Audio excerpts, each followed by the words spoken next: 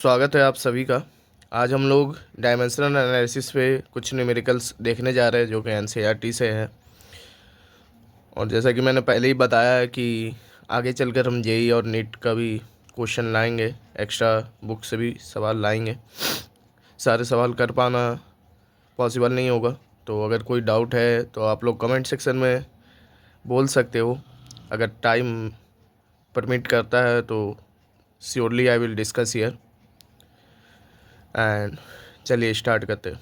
तो consider a simple pendulum having a bob attached to a string that oscillates under the action of force of gravity. Suppose the time period of oscillation of simple pendulum depends on length, mass of bob, acceleration due to gravity.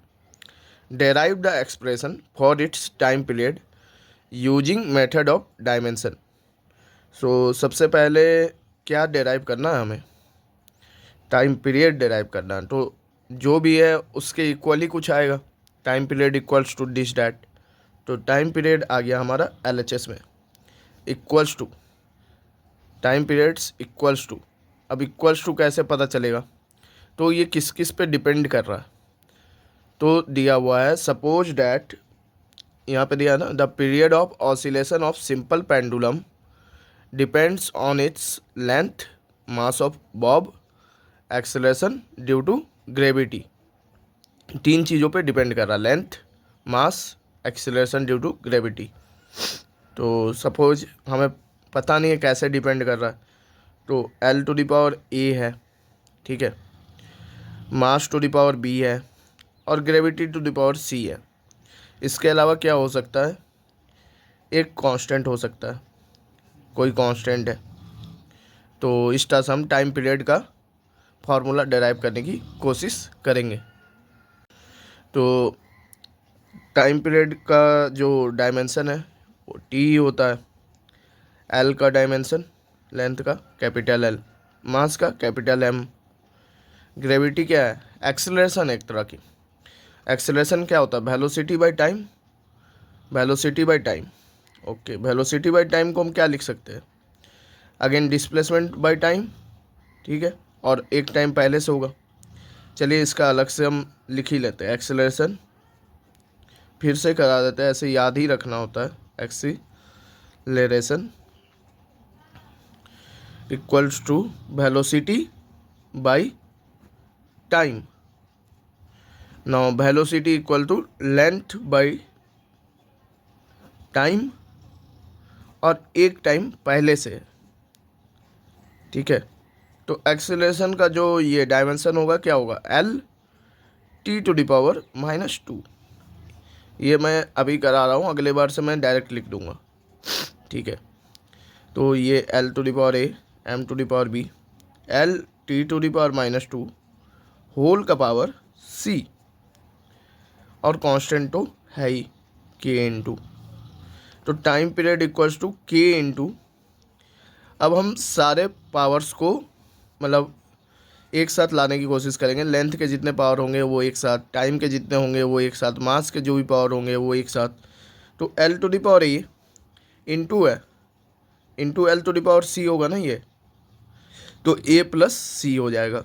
M to the power B, T to the power -2c।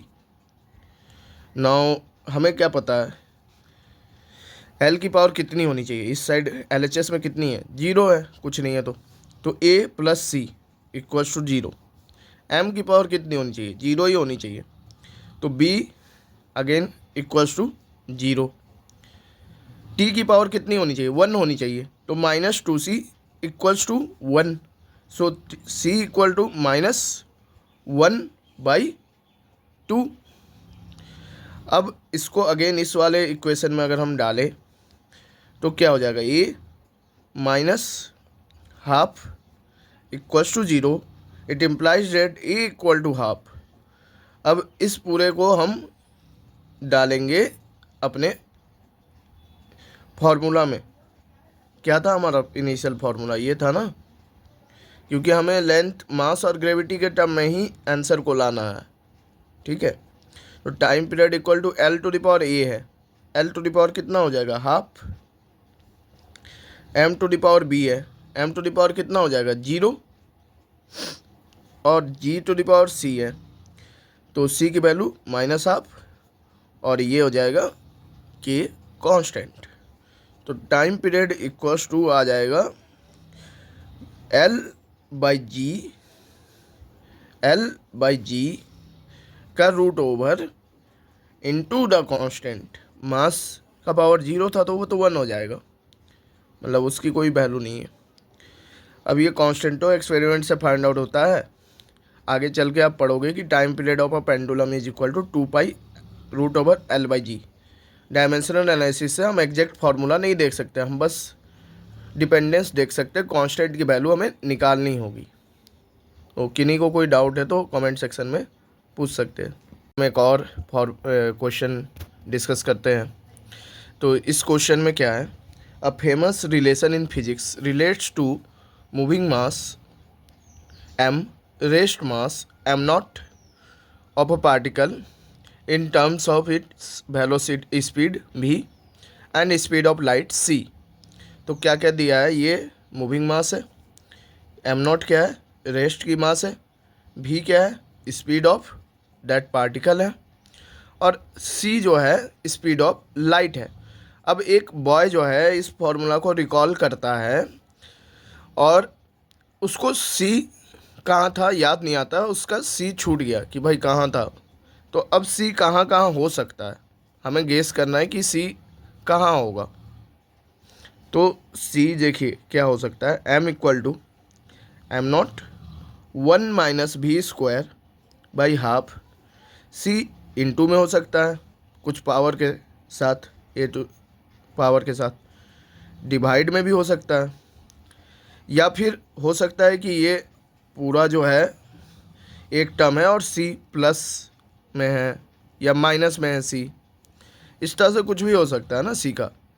तो हमें पता कैसे चलेगा, हमें पता ऐसे चलेगा कि सबसे पहले अगर प्लस या माइनस में c है तो इस पूरे की यूनिट c की यूनिट और m की यूनिट सेम होनी चाहिए, तभी ना हम मतलब एडिशन करेंगे, किलोग्राम को किलोग्राम में ही ऐड कर सकते हैं।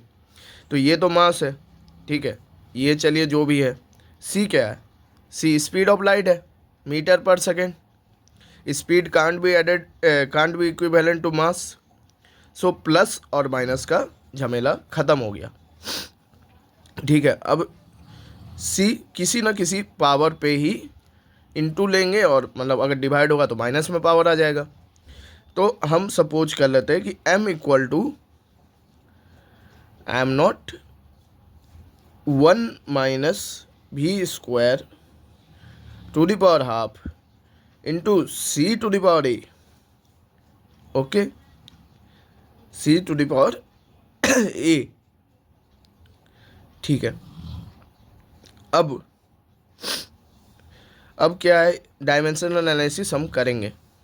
इधर क्या है, मास है, m है इसका, m0 का क्या है, m ही है।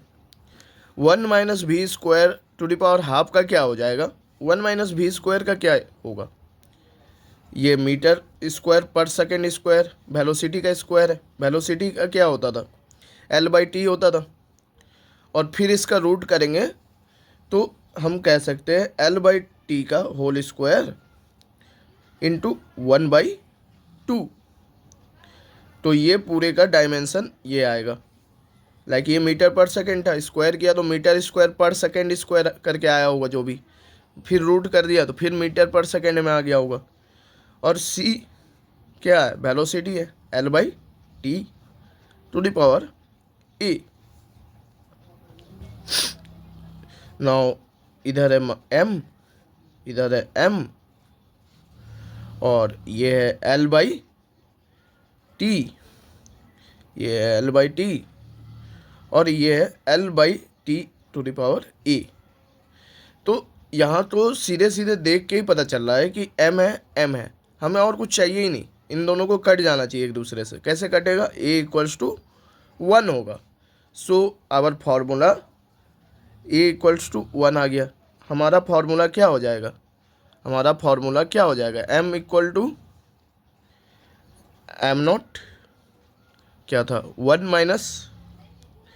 We square to the power half into C to the power A था, into C to the power A था, और ए की वैल्यू 1 आ गई है।